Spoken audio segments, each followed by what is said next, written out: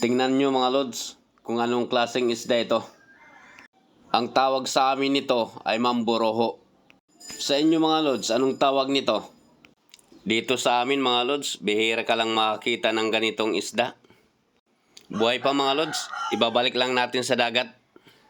Pagkakawalan lang natin mga lods para dumami pa sila. Ngayon mga lods, tatanggalin natin sa hook para maibalik sa dagat. Ayun, buhay pa naman mga lods. Para dumami pa sila, ibalik natin. Tingnan nyo mga lods, papakawalan na natin.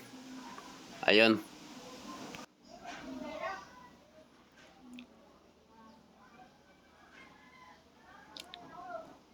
Ayun mga lods, pakawalan na natin.